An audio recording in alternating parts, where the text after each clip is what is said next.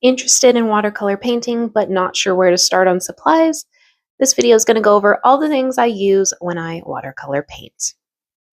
All right, first and foremost, you need to find a place to do it.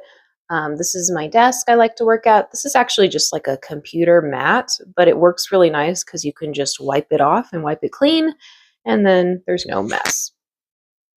You don't have to have a brush roll for your brushes, but I like to have one to keep mine organized.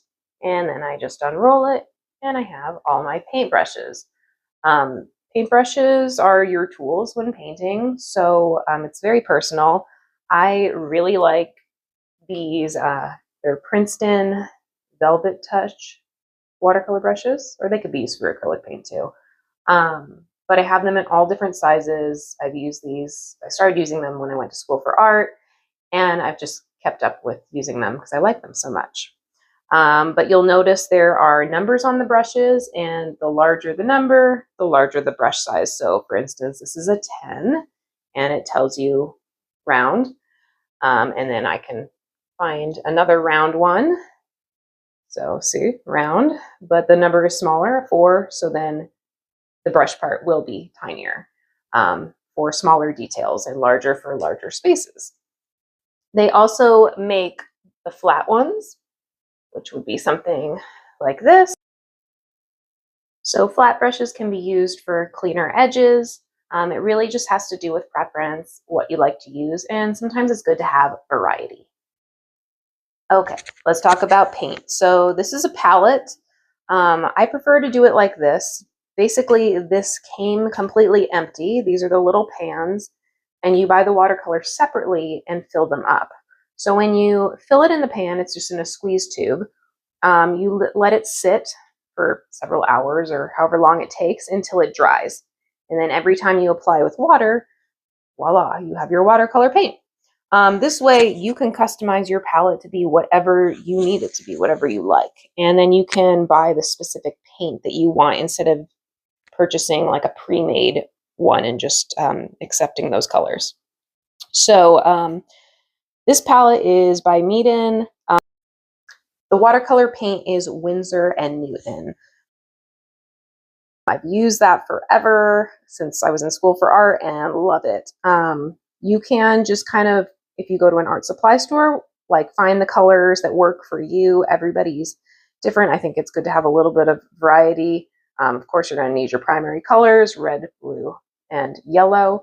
But and you can mix and make your own colors. That's what these parts of the palette are for, mixing different colors. So you don't have to have every single color that they offer, but find the ones that you use the most and then buy those ones. So like a lot of these, I have 2 of the same because I know that I use these colors all the time. So it's personal. All right. Of course, you're going to need paper. So lately I've been using this watercolor paper. I just liked that it kind of had these very textured, ripped kind of edges, and you could feel it. It's just kind of fun to play with. It's a little trickier using it, but normally you can just buy paper like this. This isn't watercolor paper, but it is mixed media paper.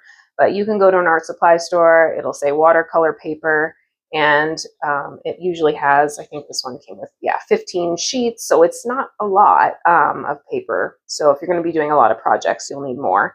But basically, it'll tell you about the paper, and the weight of the paper is just the thickness. So when you're working with paint, you want your paper to be a little bit thicker so it can hold it and not warp. For me, masking tape is a must. Because I don't want it to necessarily extend off the edges of the paper. Also to keep things less messy. This is a preference, but this is what I like to do. So this paper is kind of taped up and ready to go. The next step for me would be sketching and then painting.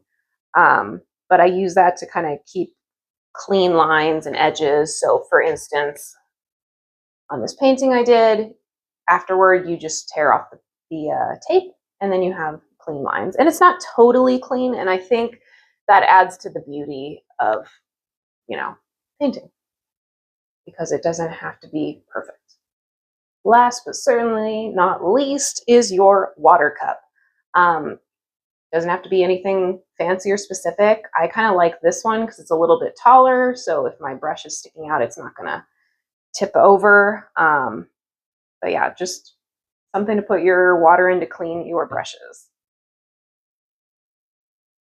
I think initially any hobby, honestly, not just painting, but it could seem kind of like a little bit of an investment when you're adding up all the prices of everything. But honestly, if you take really good care of your stuff, it'll last you a long time, especially the brushes. Um, yeah, and painting and like any hobby, it's supposed to be fun and enjoyable. And so get inspired by things that make you happy and paint those. Happy painting!